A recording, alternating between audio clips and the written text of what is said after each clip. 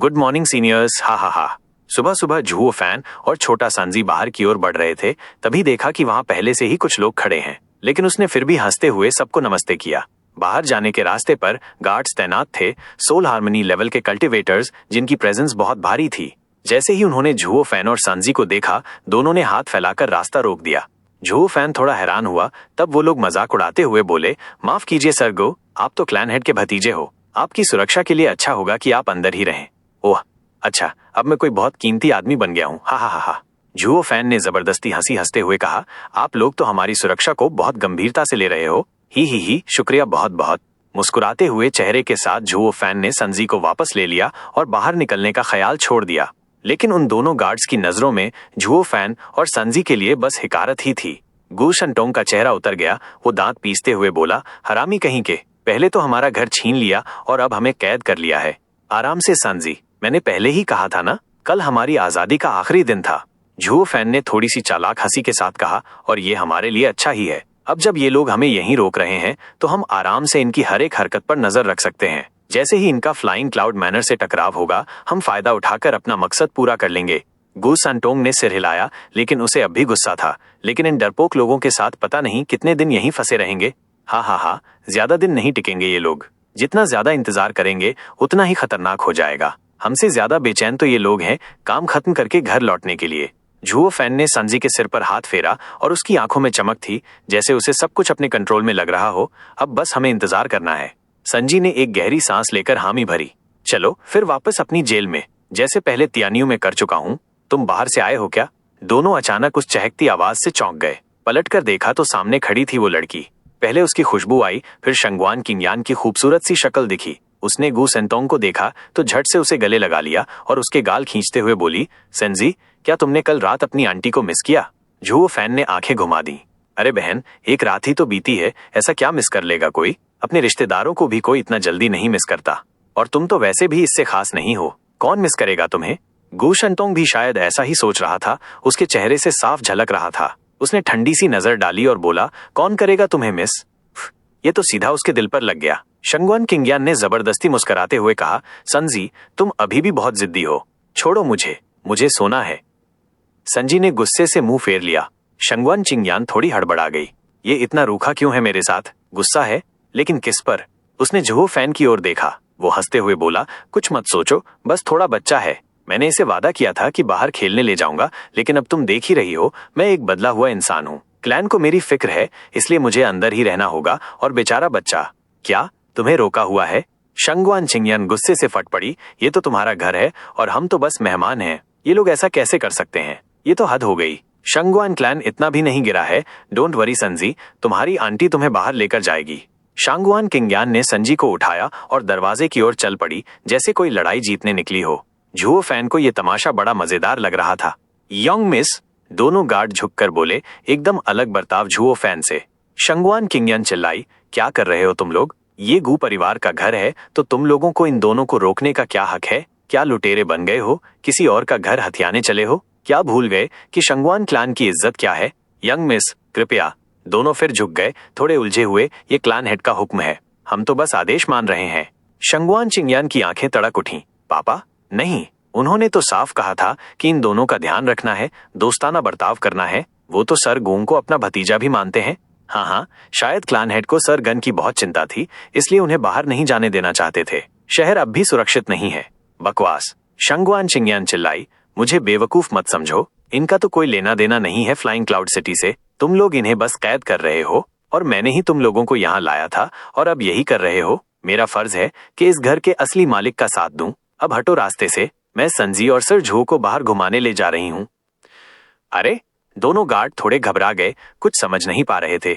जुओ fan side से सब देख रहा था। उसका असली मकसद था कि शंगवान क्लैन ही उसके लिए रास्ता बनाए, लेकिन अगर थोड़ी हलचल हो भी जाए तो बुरा नहीं, क्योंकि अगर किसी ने उसे दबाने की कोशिश की तो वो भी चुप नहीं बैठेगा। ये हंगामा सही टाइम पर हुआ, जिससे सभी को ये दिख गया कि शंगवान क्लैन की यंग मिस उनके साथ है, और ऐसे ही कुछ फालतू लोग उनसे पंगा नहीं ले पाएंगे।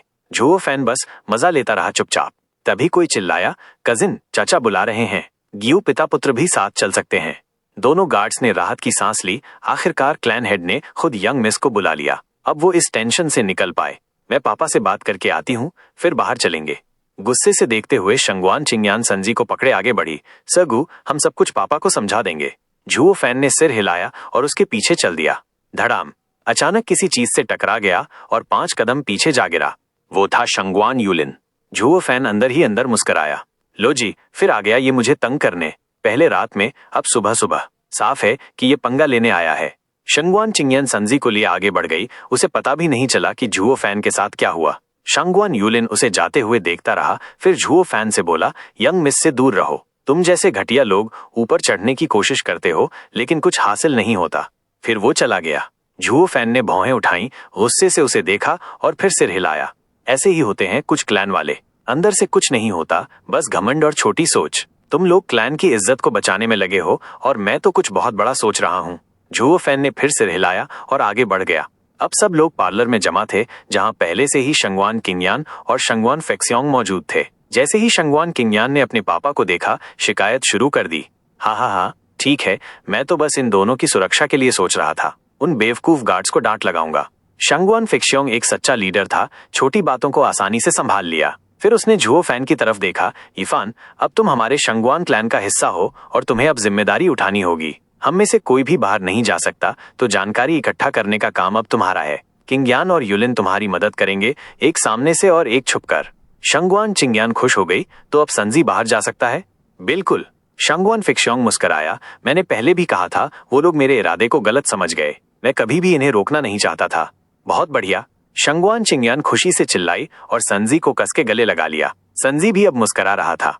बस झुओ फैन की नजरें गहरी थीं। वो सब कुछ ध्यान से देख रहा था, अपने मन में बहुत कुछ सोचते हुए। एक परिवार जिसमें 3 लोग थे, खुशियों से भरी भीड़ भाड़ वाली सड़क पर चलते हुए दिखाई दिए। झुओ फैन और शंगवान चिंगयान ने गुसंतोंग का हाथ थामा हुआ था। ऐसा लग रहा था जैसे माँ बाप अपने बच्चे को घुमाने निकले हों। ये नजारा देखकर कई लोग जल रहे थे, खासकर कुंवारे लोग। और सबसे ज्यादा जल रहा था एक कोने में छुपा एक साया, जो खून से लाल आंखों के साथ दांत पीस रहा था। शंगवान फेक्सियोंग ने इन्हें बाहर भेजा था जानकारी जुटाने के लिए, क्योंकि बाकी लोग अपने भारी शरीर और तेज ऑरा के कारण तुरंत पहचान लिए जाते। फ्लाइंग क्लाउड सिटी के गार्ड्स उन्हें देखते ही पकड़ लेते। रेडियंट स्टेज और एथीरियल स्टेज में होने के कारण ये प्यारा सा परिवार बड़ी आसानी से इस भीड़ में घुल मिल गया। ना किसी को शक हुआ, ना ही कोई चेतावनी मिली। यहाँ तक कि शंगवान यूलिन, जो अभी सोल हार्मनी स्टेज में पहुंचा है, उसे भी कुछ अजीब नहीं लगा। ये चारों 2 टीम बनाकर निकले, शंगवान यूलिन छुपकर और परिवार खुले में। और ये जरूरी भी था, क्योंकि झुओ फैन उस घर का मालिक दर्ज था, जबकि शंगवान यूलिन एक आवारा था। गार्ड्स उसकी कल्टीवेशन को नजरअंदाज कर सकते थे, लेकिन रिकॉर्ड में उसका नाम न होने की वजह से उसे टाला नहीं जा सकता था। ऐसे में एक आवारा कुंवारे के पास क्या चारा था? बस एक कोने में छिपकर दूसरों की खुशियों को देखकर जल जल के आंसू बहाना। डैड, वो वाला चाहिए। ले लो। आंटी, मुझे वो चाहिए। ले लो बेटा। डैड, आंटी, मुझे सब चाहिए। तो सब दे दो।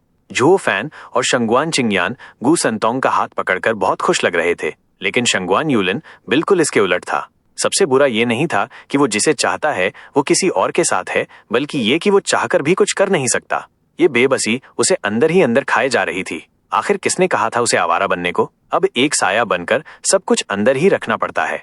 तभी एक दमदार आवाज में घंटा बजा, जिसने सबका ध्यान खींचा। वो तीनों भी उसी तरफ बढ़े। वहां एक घोषणा हो रही थी। एक सोल हार्मनी स्टेज का गार्ड घंटा पीट रहा था। जब सब इकट्ठा हो गए, तब वो गार्ड गला साफ करके बोला, फ्लाइंग क्लाउड सिटी के लोगों, ध्यान दो। सम्राट की राजधानी से एक संदेश आया है। सोर्ड स्टार एम्पायर का सबसे बेहतरीन शिष्य राजकुमार कल्टीवेशन में गड़बड़ी के कारण बुरी तरह से घायल हो गया है और उसका डैंथियन पूरी तरह बर्बाद हो गया है। कई एल्केमिस्ट उसकी मदद कर चुके हैं, लेकिन कुछ काम नहीं आया। अब पूरे राज्य से एल्केमिस्ट को आमंत्रित किया जा रहा है। जो भी योग्य हो वो फ्लाइंग क्लाउड मैनर में रिपोर्ट करे। पूरी जांच के बाद उन्हें राजधानी भेजा जाएगा। तुम चाहे इलाज कर सको या नहीं, तुम्हारा भविष्य सुरक्षित रहेगा। ये मौका हाथ से जाने मत देना। भीड़ के चेहरे पर चमक आ गई, क्योंकि मध्य क्षेत्र में कोई सेक्ट्स नहीं है, वहां सिर्फ सॉर्ड स्टार एम्पायर का राज चलता है। राजधानी में नौकरी लग जाए तो जिंदगी बन जाती है। चारों तरफ फुसफुसाहट फैल गई। सबके चेहरे पर उम्मीद की चमक थी, जैसे सब जीतने ही वाले हों। झुओ फैन बस आंखें सिकोड़कर सोच में पड़ गया। चाहे राजकुमार की हालत सच हो या ना हो, ये फ्लाइंग क्लाउड मैनर में घुसने का बेहतरीन मौका है। अगर पहले से ही वहां की जमीन और हालात का अंदाजा लग जाए तो मिशन आसान हो जाएगा। गु यानी कजिन। शंगवान चिंगयान थोड़ी उत्साहित थी, लेकिन उसने बोलने से पहले चारों तरफ देखा कि कोई सुन तो नहीं रहा। हम काफी देर से घूम रहे हैं, चलो अब लौट चलते हैं। छोटा संजी थक गया होगा। झुओ फैन ने उसकी आंखों को पढ़ लिया। उसे पता था वो रिपोर्ट करना चाहती है। उसने सिर हिलाया और वापस चल पड़े। तभी एक साया अचानक से उनके पास से गुजरा और एक झटके में उन्हें उठाकर एक अंधेरे कोने में ले गया। शंगुआन चिंग्यान ने पूछा, कजिन, तुम बच्चे को लेकर वापस जाओ, मुझे भाई जियू से कुछ बात करनी है। शंगुआन यूलिन थोड़ा टेंशन में था। मैंने फ्लाइंग क्लाउड मैनर के कुछ लोगों को छुपकर घूमते देखा है, लेकिन मेरी हालत में मैं कुछ कर नहीं सकता। मैं चाहता हूं कि भाई जियू मुझे कवर दे ताकि मैं जांच कर सकूं। शंगुआन चिंग्यान ने सीधा मान लिया और बोली, ठीक है, लेकिन खुद को संभालना और सर गूनी को सही सलामत वापस लाना। वो तो सिर्फ रेडियंट स्टेज में है, कोई भी उसे हरा सकता है। चिंता मत करो कजिन, वो सही सलामत वापस आएगा। शंगुआन यूलिन के मन में जलन थी, लेकिन चेहरा मुस्कुराता रहा। शंगुआन किंगयान हंस दी, लेकिन झुओ फैन उसकी असलियत को भांप चुका था। फिर भी वो उसके इरादे जानने के लिए रुका रहा। शांगुआन किंगयान ने गु संतोंग को वापस ले लिया और शांगुआन यूलिन ने झुओ फैन को खींचते हुए एक जंगल की ओर ले गया। उसकी आंखों में हिंसक नजर थी। फ्लाइंग क्लाउड मैनर एल्केमिस्ट्स को बुला रहा है। शंगुआन चिंग्यान ये खबर सुनते ही चौंक गई और फिर गंभीर होकर बोली, यनेर, ये सच है? शंगुआन चिंग्यान ने तुरंत कहा, हाँ, पूरी सड़क ने सुना था, तो ये बात सच ही है। शंगुआन फेक्शोंग की आंखों में चमक आ गई। ये हमारे लिए मैनर में घुसने का सबसे अच्छा मौका है, लेकिन अगर ये एक जाल हुआ तो? शंगुआन फेक्शोंग ने इधर उधर देखा। यूलिन कहाँ है? कजिन को मैनर में कुछ सुराग मिले थे, इसलिए वो गू नीफान को कवर के लिए ले गया।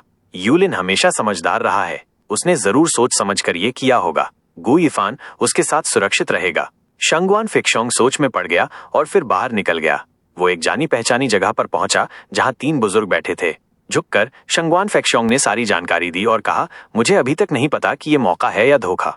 एक एल्डर ने कहा, खतरे और मौके अक्सर एक साथ आते हैं। जो भी हो, ये मैनर को देखने का सबसे अच्छा मौका है। सीधे टकराने से बेहतर है पहले जांच लेना। पिछली बार हमने बहुत कुछ खोया था। तुम्हारी बेटी तक बुरी तरह घायल हुई थी और जान खतरे में पड़ गई थी। हमें बच्चों को साथ नहीं ले जाना चाहिए था। शंगुआन फेयुन ने सिर हिलाया। वेनरेबल, शंगुआन क्लान मौत से नहीं डरता और ना ही घमंडी है। मेरी बेटी भी नहीं। मैंने उन्हें इसलिए साथ लाया क्योंकि शंगुआन फेयुन उन्हें नहीं जानता, लेकिन उन पर नजर रख सकता है। पिछली बार उन्होंने हमारे पीछे से हमला कर दिया था और बच्चों को बिखेर दिया, लेकिन इस बार हम पूरी तैयारी के साथ हैं, इतना खतरा नहीं रहेगा। उम्मीद है ऐसा ही हो। एक एल्डर ने लंबी सांस ली। शुरुआत में तो हम बच्चों को साथ लाने को लेकर उदासीन थे। हम तो डिवाइन वेपन की तलाश में निकले थे, जान की परवाह नहीं थी। लेकिन अब जब उन्हें देखता हूं तो लगता है कि ये तो हमारे ईस्टर्न लैंड का भविष्य है। मैं उन्हें खोना नहीं चाहता। शंगुआन फेक्शियोंग ने सिर हिलाया। फिर एक और एल्डर बोला, दूसरी बात, अब तो हम चाहें भी तो यहाँ से जा नहीं सकते। ऐसे में बात करने का कोई मतलब नहीं। हमारा असली मकसद है डिवाइन वेपन की जगह ढूंढना, और मैनर का एल्केमिस्ट भर्ती करना हमारे लिए मौका है, चाहे जैसे भी हो। लेकिन हम किसे भेजें अंदर? हम में से कोई नहीं जा सकता, क्योंकि शंगुआन फेयुन भले ही 100 साल पहले ईस्टर्न लैंड से गया हो, लेकिन वो हमें पहचान ही लेगा। हम चाहे जितना भी छुपने की कोशिश करें, वो हमें पकड़ ही लेगा। शंगुआन फेक्शोंग की भौहें सिकुड़ गईं। मतलब हमें किसी जूनियर को भेजना पड़ेगा। लेकिन हमारे पास ऐसा कौन है जिसे एल्केमी आती हो? सबने सिर हिलाया। हमारे पास कल्टीवेशन में कई टैलेंट हैं, लेकिन एल्केमी में कोई नहीं। हाँ, एल्केमी में कल्टीवेशन के साथ साथ कला और अनुभव भी चाहिए, ताकि कोई ग्रैंड मास्टर बन सके। एल्डर ने लंबी सांस ली। अब जब ये घोषणा हुई है तो चारों तरफ से एल्केमिस्ट्स मैनर में पहुंचेंगे। सोल हार्मनी स्टेज की शक्ति के बिना कोई पहचान नहीं पाएगा। हमारे पास बस यूलिन ही है, शंगुआन फेक्शियोंग ने धीरे से कहा। तीनों एल्डर्स ने निराश होकर सिर हिलाया। वो एल्केमिस्ट नहीं है, लेकिन हमारे जूनियर्स में बस वही एक विकल्प है। तो इसका मतलब क्राउन प्रिंस की हालत झूठ है। एक बड़े और शाही हाल में, जहां चारों तरफ दौलत की चमक बिखरी हुई थी, एक हैंडसम आदमी सबसे ऊंचे आसन पर बैठा था। उसके हाथ में चाय का प्याला था और उसकी नजर बगल की खाली कुर्सी की तरफ बिजली जैसी चमक के साथ जा रही थी। वहां बैठा एक शांत और मुस्कुराता नौजवान ऐसा लग रहा था जैसे हल्की सी हवा से भी उड़ जाएगा। उसमें एक मर्द वाली दहाड़ या रौब नहीं था, लेकिन उसकी आंखों में कुछ और ही कहानी थी, जो उस अधेड़ उम्र के आदमी को थोड़ा गंभीर बना रही थी, और वो उसे हल्के में नहीं ले पा रहा था। प्राइम मिनिस्टर साहब, आप कौन सा नाटक कर रहे हैं?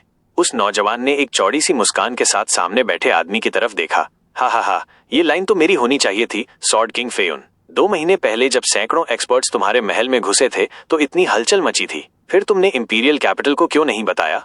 उनमें से एक था ईस्टर्न लैंड का सबसे ताकतवर इंसान, जो अब गद्दार बन गया था, शंगुआन फेयुन। और दूसरा था सॉर्ड स्टार एम्पायर का प्राइम मिनिस्टर बाइली जिंगवे, जो उन चुनिंदा लोगों में था जिनके पास 9 सॉर्ड किंग्स के बराबर ताकत थी।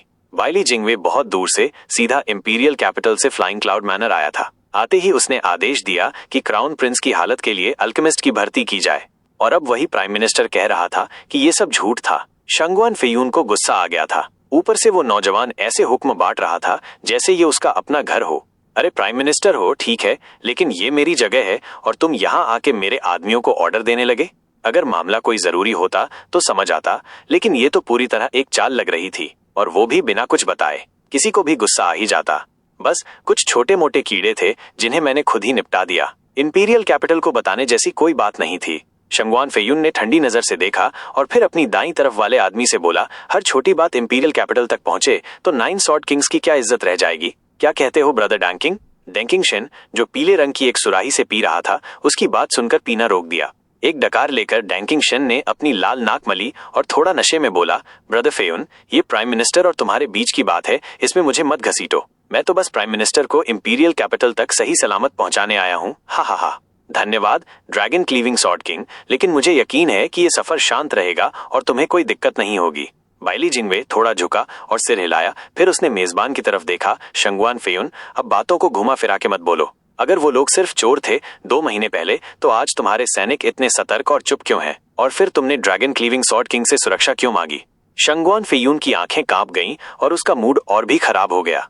बाइली जिंगवे खड़ा हुआ और मुस्कुराया, सॉर्ड किंग और मैं दोनों जानते हैं कि इसके पीछे शंगवान क्लैन था। उनका मकसद था वो खजाना वापस लेना जो तुम ईस्टर्न लैंड से लाए थे, सोरिंग सॉर्ड। पैट्रियार्क को पहले से बाकी क्षेत्रों की डिवाइन सॉर्ड्स इकट्ठा करने का जुनून रहा है। तुम्हारा काम काबिले तारीफ है।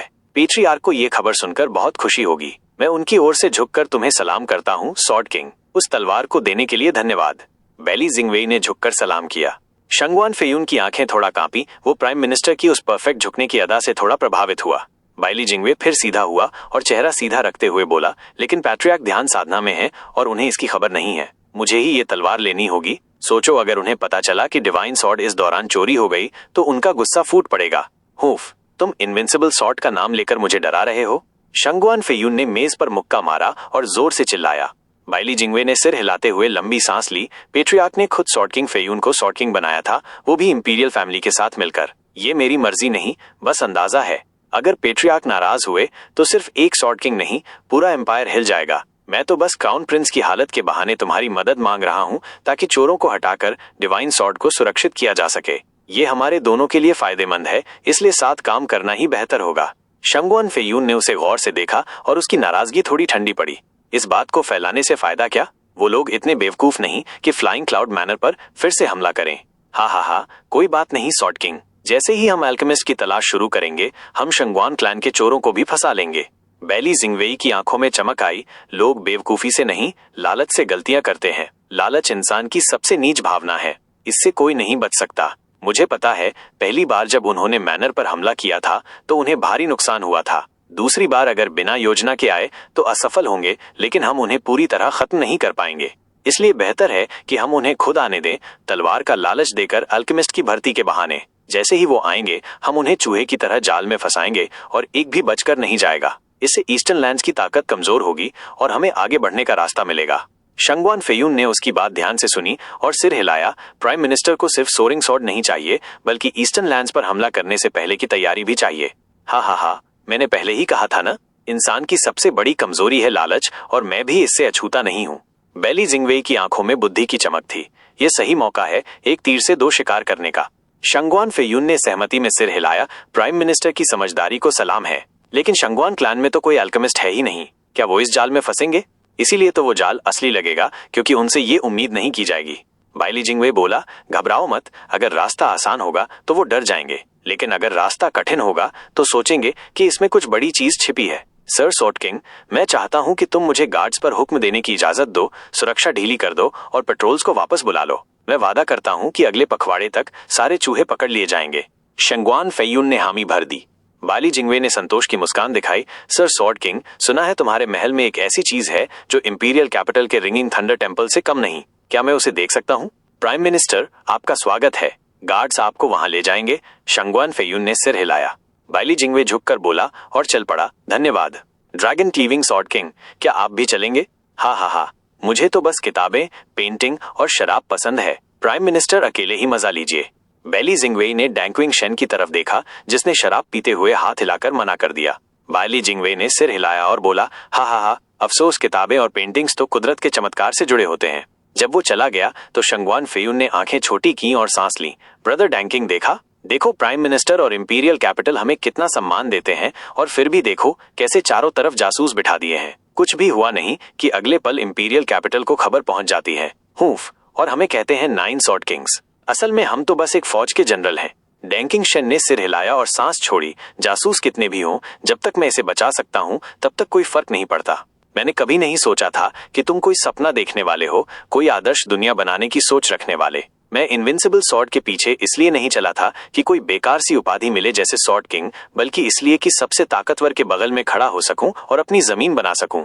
शंगवान फेयून की आंखों में चमक थी।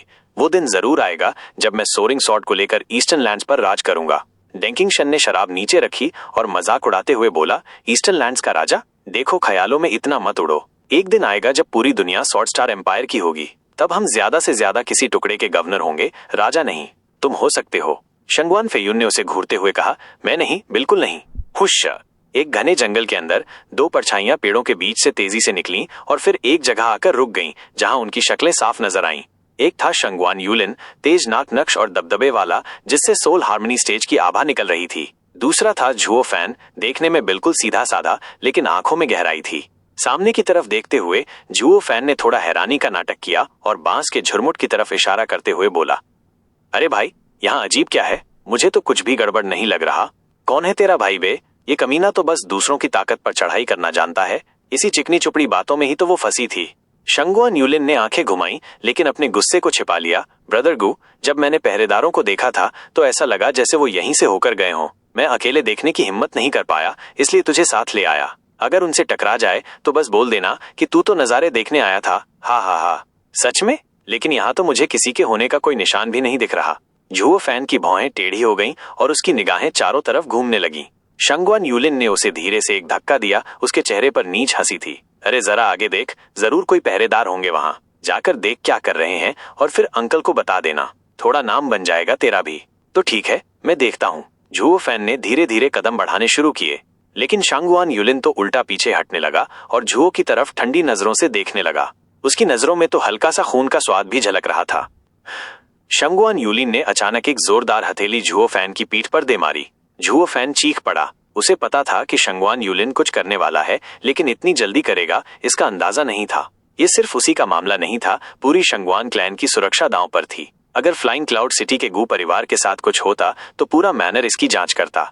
उसके बाद जो होना था वो साफ था, सब चूहे की तरह भागते, और वो भी इस वक्त जब सबसे कमजोर स्थिति में थे। शंगुआन यूलिन कोई बेवकूफ नहीं था जो इन नतीजों को न समझे। झुओ फैन सोच में पड़ गया, बचना चाहिए या नहीं। अगर बचा तो अपनी असली ताकत दिखानी पड़ेगी और फिर शायद इस लड़के को चुप भी कराना पड़े, लेकिन तब उसे बहुत बड़ा बहाना बनाना पड़ेगा ताकि शंगुआन क्लैन को शक न हो। दूसरा रास्ता, अगर हमला सीधा लगा तो उसे कैसे रिएक्ट करना है? रेडियंट स्टेज, इथीरियल स्टेज या सोल हार्मनी स्टेज वाले जैसे? अब तो उसकी बॉडी सोल हार्मनी एक्सपर्ट जितनी मजबूत हो चुकी थी। असल परेशानी थी हमला नहीं, बल्कि उसके बाद की एक्टिंग। चलो कुछ कर ही लेते हैं, अगर पकड़ में आ गया तो मार भी सकते हैं। झुओ फैन की परेशानी उसकी जान की नहीं थी, बल्कि इस बात की थी कि उसे कैसे दिखाना है। अगर शंगुआन यूलिन को पता चलता तो वो तो जल भुन ही जाता। वो खुद को शंगुआन क्लैन की युवा पीढ़ी का सबसे शानदार और ताकतवर मानता था, जिसे ईस्टर्न लैंड में सब जानते थे। और अब ये लड़का उसे पीठ में वार करने पर भी सीरियस नहीं ले रहा था, उल्टा उसे बेवकूफ बनाने का प्लान बना रहा था। ऊपर से ये सोच रहा था कि जरूरत पड़ी तो उसे खत्म भी कर देगा। इतना घमंड किस बात का? खैर, ये सब तो अभी सोचा ही जा रहा था। झुओ फैन एक पल को हैरान सा दिखा, फिर जैसे पीठ पर आती हुई हवा को महसूस किया। ये हमला रेडियंट स्टेज वाले को जान से नहीं मार पाएगा। मतलब ये मुझे मारना नहीं चाहता, बस घायल करना चाहता है। तो चलो खेल खेलते हैं। और फिर झुओ फैन ने खुद ही अपने शरीर पर एक हल्की सी चोट की और अपने मुंह से खून निकाल लिया। तभी शंगुआन यूलिन का हमला भी आ गया। धड़ाम, पफ। कम से कम टाइमिंग तो सही पकड़ी। हमला लगते ही खून थूक दिया और जमीन पर गिर पड़ा, ऐसे जैसे बेहोश हो गया हो। लोमड़ी जैसी हंसी के साथ शंगुआन यूलिन बड़बड़ाया, हरामी, मैंने तुझे कहा था मेरी कजिन से दूर रह, अब खुद ही भुगत ले। हुम्फ। शंगुआन यूलिन धीरे धीरे झुओ फैन के पास आया। उसके दाएं हाथ में अब बर्फ जैसी ठंडक थी। झुओ फैन को भी उसके पीछे से आती ठंडी हवा का एहसास हो गया और वो चौंक गया। अब ये क्या करने वाला है? अबे छोकरा, ये मत सोच कि शंगुआन क्लैन की छाया में रहकर कोई तुझे छू नहीं सकता। उसकी आंखों में एक ठंडी चमक थी और उसके चेहरे पर एक डरावनी मुस्कान। हमें तुझे जिंदा तो रखना है क्योंकि तू हमारे लिए ढाल बन सकता है, लेकिन इसका मतलब ये नहीं कि तुझे नुकसान नहीं पहुंचा सकते। ये मेरी क्रिपलिंग हैंड कोई खास चीज नहीं है, लेकिन इससे कोई निशान नहीं पड़ता। मैं बस तेरे कुछ बड़े प्रेशर पॉइंट्स दबा दूंगा और तेरी मेरिडियन सड़ जाएंगी। 10 दिन में तेरा युआन क्यूई रुक जाएगा। 20 दिन में तेरी कल्टीवेशन गिरने लगेगी। 1 महीने में तू पूरा का पूरा लुंज-पुंज हो जाएगा। और मजेदार बात यह कि तुझे खुद नहीं पता चलेगा क्यों। एक क्रिपल को, चाहे वो शंगवान क्लैन का हिस्सा हो, मेरी कजिन के पास रहने का कोई हक नहीं रहेगा। हुम्फ, मजाक बन गया तू, हा हा हा। लेकिन भाई, आज की इस हरकत से कुछ न कुछ सुराग तो रहेगा। तू डरता नहीं कि शंगवान फेक्सियोंग को तेरी असली औकात समझ में आ जाएगी और वो अपनी बेटी को तुझसे दूर रखेगा। तभी एक भारी और रूखी आवाज उसके कान में पड़ी। लेकिन इतना सब सुनकर भी शांगवान युलिन के चेहरे से हंसी नहीं हटी। जैसे कि कुछ होगा, मैंने सब सोच रखा है। उस कमीने ने देखा ही नहीं कि उसे किसने मारा। मैं बस कह दूंगा कि हम किसी पेट्रोल से भिड़ गए और लड़ाई में उसे किसी ने पीछे से वार कर दिया। अंकल को शायद उस पर शक हो कि वो क्रिपल बन गया, लेकिन वो यही सोचेगा कि आज के जख्म की वजह से हुआ। मुझ पर कभी शक नहीं करेगा। हा हा हा। रुक, तू कौन है? शांगवान युलिन की हंसी वहीं अटक गई। ये कौन बोल रहा है? ही छोकरा, तुझे देखकर लग रहा है कि तू बहुत चालाक, घटिया, लालची, नीच और घमंडी है। बस यही सब तो डेविल की राह के लायक बनाता है तुझे। क्यों न शंगवान क्लैन को छोड़ दे और मेरी ईविल पाथ पे चल पड़े। हुश! एक परछाई आसमान से आई, सब कुछ काले अंधेरे में ढक गई और शंगवान युलिन की दुनिया ही बदल गई। शांगवान युलिन घबरा गया। डोमेन सोल। फिर खुद को संभालते हुए बोला, तू सोचता है कि एक इथेरियल स्टेज वाले के डोमेन से तू मुझ सोल हार्मनी एक्सपर्ट को हरा पाएगा? हा हा हा, मजाक है ये। एक मुक्का ही काफी है। शंगवान युलिन ने जोर से मुक्का मारा। Dragon trapping chain? आवाज पहले आई और हमला बाद में। हुश! कुछ बड़ा सा सांप जैसे उसके चारों तरफ लिपट गया और उसके शरीर में घुसकर उसके युआन क्यूआई को वहीं रोक दिया। एक भारी ताकत उस पर आ गई जिससे वो हिल भी नहीं पाया। शांगवान युलिन, जो खुद को सोल हार्मनी एक्सपर्ट समझता था, अब जकड़ा गया और चीख पड़ा, ये क्या है? ही छोकरा, दुनिया बहुत बड़ी है। हर इथीरियल स्टेज वाला सोल हार्मनी से कमजोर नहीं होता। तू बहुत घमंडी बन रहा है। वो डरावनी आवाज चारों ओर गूंज रही थी जिससे शंगवान युलिन कांप उठा। ये कौन है? इसके पास ऐसी अजीब टेक्निक कहां से आई? ऐसा पहले कभी नहीं हुआ था। कोई सोल हार्मनी एक्सपर्ट एक साधारण इथेरियल स्टेज वाले के डोमेन में फंस जाए, ये तो किसी ने सोचा भी नहीं था। शंगवान युलिन का दिल डर से कांपने लगा। चारों तरफ देखा तो बस काला अंधेरा ही दिखा और अनजान चीजें तो डर को और बढ़ा देती हैं। उधर दूसरी तरफ से जुओ फैन सब कुछ साफ साफ देख रहा था। शंगवान युलिन को जंजीरों में जकड़ा देखकर उसके होठों पर खेलती सी मुस्कान थी। उसकी आवाज भारी हो गई। छोकरा, तेरी ये घटिया और सड़ी हुई हरकतें मुझे मेरे पुराने दिनों की याद दिला रही हैं। क्या दिन थे वो भी। चल, आज एक बार फिर रहम करता हूँ। मुझे मास्टर मान और 100 बार सिर झुकाकर सलाम कर। हा हा हा हा। 100। शांगवान युलिन का चेहरा गुस्से से फड़क उठा और वो भड़कते हुए बोला, सपने में भी नहीं। तुझे पता है मैं कौन हूँ? मैं शांगवान क्लैन का सबसे बड़ा जीनियस हूँ, हमारी खानदान की शान। मैं तुझे झुककर सलाम क्यों करूँ? हा हा हा, लड़के में थोड़ी हिम्मत है। जुओ फान ने परछाई से ताना मारा। मुझे तेरे बारे में सब पता है। तू कितने लोग है और कहाँ छुपे हो। मुझे शांगवान फेक्सियोंग से डर नहीं लगता तो तुझ जैसे बच्चे से डरूंगा। तुझे झुकने को कहना तो मेरी तारीफ है, पर जब तुझे ये मंजूर ही नहीं। जुओ फान थोड़ा चुप हुआ। धड़ाम! एक मोटी ड्रैगन की पूंछ उसके गाल पर पड़ी जिससे उसके मुंह से खून बहने लगा और कुछ दांत भी जमीन पर जा गिरे। तेज दर्द ने उसके होश उड़ा दिए। चेहरा आधा सूजा हुआ। शांगवान युलिन कांप उठा, आंखों में आंसू भर आए, मुंह हिल रहा था। ये तुम कर क्या रहे हो? मारा क्यों? चुतिया पूछता है क्यों मारा? जुओ फान हंसा। मैं हमेशा से घमंडी रहा हूँ। जो भी बच्चा मुझसे सीखने आता है उसे मैं तवज्जो नहीं देता। अब एक अच्छा लड़का मिला है और तू इनकार कर रहा है। धड़ाम! एक और पूंछ उसके दूसरे गाल पर पड़ी और कुछ और दांत बाहर निकल आए। शांगवान युलिन का दिल बेमन था। होठ कांपते हुए बोले, मैं शांगवान युलिन आपके इस ध्यान के लिए आभारी हूँ, लेकिन मैं ये नहीं मान सकता। मैं शांगवान क्लैन से हूँ। मैं तो। धड़ाम! जुओ फान फिर से उसकी सूरत पर पूंछ मारता रहा। जू फान को तो बहुत मजा आ रहा है। बकवास बंद कर। मुझे तुझसे कुछ चाहिए। ये तेरे लिए इज्जत की बात है और तू इनकार करता है तो पिटेगा ही। हा हा हा हा। धड़ाम! एक दर्जन मार के बाद शांगवान युलिन की आंखों के आगे तारे नाचने लगे, आंसू धारा बनकर बह रहे थे। मैंने ऐसा क्या कर दिया जो ये सब झेलना पड़ रहा है? मुझे तो बस उस गू वाले को लाकर लूला करना था, पर वो तो गया और मैं फंस गया इस पागल के हाथ। उसे मालूम था कि वो गजब का है, तभी तो सीनियर उसे पसंद करते थे, पर वो एक बड़ी और राइचियस क्लैन से था। वो किसी डेविल का डिसिपल बनकर इतना नीचे कैसे गिर सकता था? मुझे तो ये भी नहीं पता ये बंदा अपनी फैक्शन में कहाँ खड़ा है। कहीं मैं अपने शान से गिरकर किसी मामूली कमांडर का डिसिपल बन गया तो फिर दोष किसे दूंगा? पर अब कोई रास्ता भी नहीं था। ये डेविल उसे जकड़ चुका था और अगर उसने ज्यादा होशियारी दिखाई तो जिंदा भी नहीं बचेगा। सीनियर, जो कहिए करूंगा। आग में कूद जाऊंगा, बस छोड़ दीजिए। नहीं, मुझे तुझे डिसिपल बनाना है। मना करेगा तो मार डालूंगा। हा हा हा। शांगुआन यूलिन रोता रहा, मुंह सूजा हुआ, जान की भीख मांगता रहा। झुओ फान उसकी हालत पर हंसता रहा और मांग करता रहा। शांगुआन यूलिन का दिल पूरी तरह टूट गया। मैं इतना शानदार हूं कि इस डेविल की नजर पड़ गई। नाम और शान की भी कीमत चुकानी पड़ती है और अब मुझे चुकानी पड़ रही है। चेहरे पर मार पड़ती रही, पर दिल में वो सोच रहा था, वाह, मैं तो इतना खास हूं कि इसने मुझे पसंद किया। आखिरकार वो टूट गया और भारी सांस लेकर बोला, ठीक है, जब सीनियर इतना चाहता है तो मैं मानता हूँ। धड़ाम, मार फिर भी बंद नहीं हुई। झुओ फान ने जैसे सुना ही नहीं।